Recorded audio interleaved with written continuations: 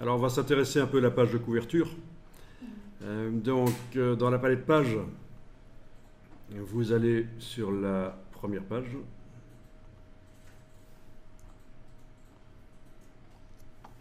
Et on va créer un titre. Donc, on pourrait essayer le texte curviligne si vous voulez.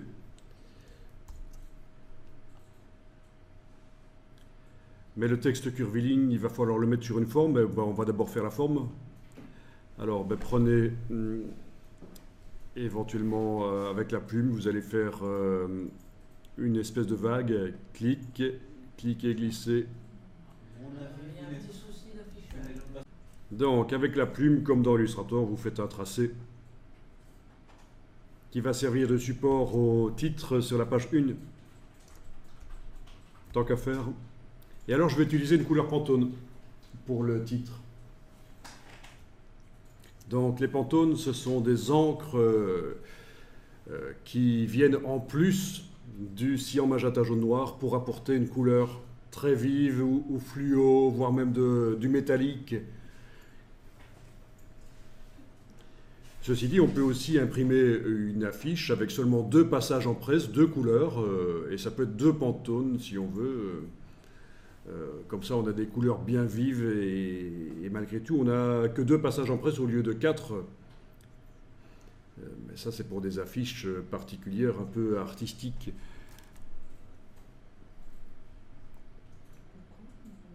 Alors, les Pantones, je vous amènerai plein de nuanciers Pantone, comme ça vous pourrez regarder à quoi ça ressemble.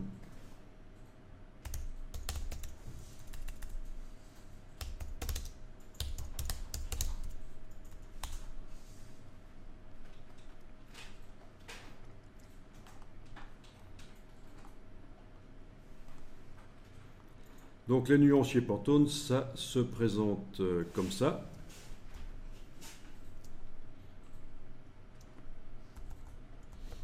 Il y en a plein des différents, mais ce sont des encres. Et pour que vous puissiez choisir, ils vous proposent une impression donc des encres sur papier. Alors ce sont des nuanciers ici qui coûtent assez cher parce que c'est vraiment chaque fois, pour chaque encre, c'est un passage en presse. Mais évidemment, ils en font beaucoup en même temps, donc ça réduit quand même les coûts. Mais malgré tout, on parle de nuanciers qui coûtent entre 50 et 100 euros le nuancier. Ah ouais. Ben oui, c'est pas l'impression quadri, ce sont des encres pleines, unies. D'accord?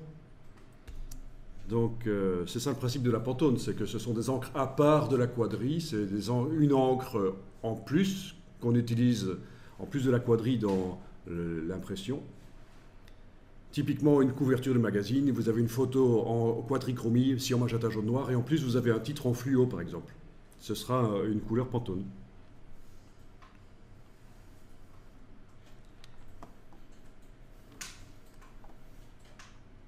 Alors il y a les petits échantillons comme ça qui existent aussi et qui peuvent accompagner les chartes graphiques des logos.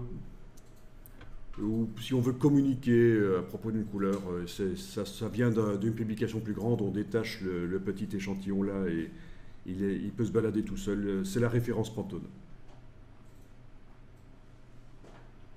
Ça existe aussi sur tissu. Enfin, il en existe plein. Il en existe en plastique aussi, plastique transparent, en métallique. C'est vraiment très très varié. Je vous expliquerai ça, je vous montrerai, je vous apporterai ça plus en détail. Ah oui, au fait, il existe un hôtel Pantone. Pour ceux que ça amuse, c'est un hôtel qui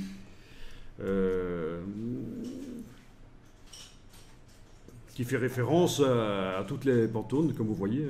Voilà, il y a des sièges avec des couleurs Pantone dessus, avec chaque fois la référence. Donc c'est un petit truc amusant, l'hôtel Pantone. Ça c'est pour l'anecdote. Voilà. À Bruxelles.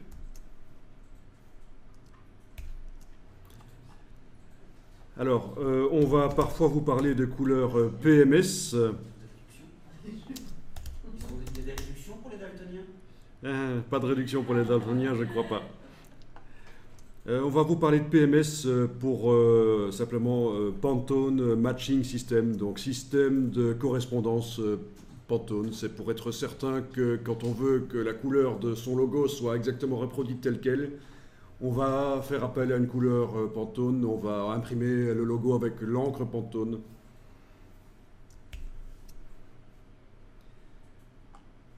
Alors Pantone n'est pas le seul à faire des nuanciers. Il y en a qui sont spécialement prévus pour le monde de l'architecture d'intérieur, par exemple. La décoration, il y en a d'autres qui sont utilisés dans différentes industries. Et on les trouve dans les logiciels Adobe. Les références à tous ces nuanciers Pantone, ils sont dans les logiciels Adobe, dans les bibliothèques de nuances.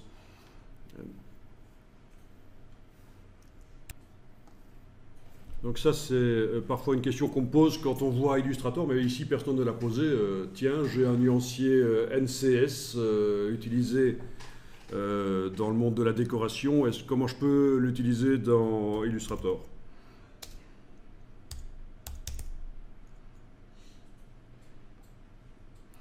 Bon, ben là, il y a des solutions. Donc il faut le savoir, Pantone n'est pas partout dans certaines industries, c'est d'autres types de nuanciers, notamment le NCS dans le monde de la décoration.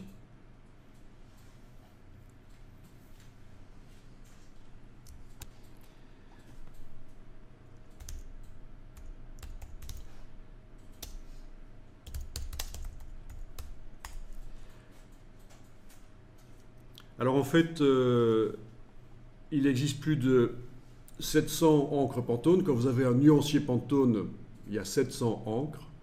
Mais en réalité, ce sont des encres de base qui sont répertoriées ici. Par exemple, sur ce site-là, je suis tombé par hasard dessus. Ici, en tapant dans Google Pantone Base Color. Sinon, on les a ici aussi. Enfin, donc, ce sont des encres que l'imprimeur a chez lui. Et quand vous lui demandez d'imprimer avec une certaine couleur Pantone, il va mélanger en certaines quantités ces encres-là avec un pot pour mélanger les encres, un mixeur d'encre. Et au pourcentage près, voire même au dixième de pourcent près, il met certaines de ces encres de base pour créer la couleur que vous voulez. Donc il faut le savoir, il n'existe pas réellement 700 encres Pantone. Mais il existe ces encres-là de base qui, en se mélangeant, permettent de faire plein d'autres encres, plein d'autres couleurs. Voilà, donc ici j'ai tapé Pantone Mixer et vous avez des images d'un mélangeur d'encre professionnel. Vous allez trouver ça. Certainement.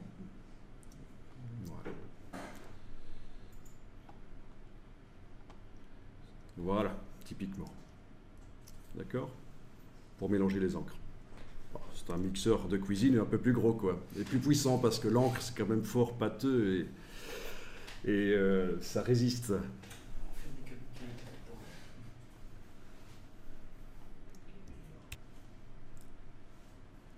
Ok, donc on va prendre l'outil Text Curviligne qu'on n'utilise pas souvent dans InDesign parce que quand on veut faire des titres spéciaux, on les fait dans Illustrator et on les importe dans InDesign. On importe l'image Illustrator dans InDesign. Illustrator a beaucoup plus pour faire des titres spéciaux. Mais bon, ici dans InDesign, je vais cliquer sur le Text Curviligne ici et je vais taper.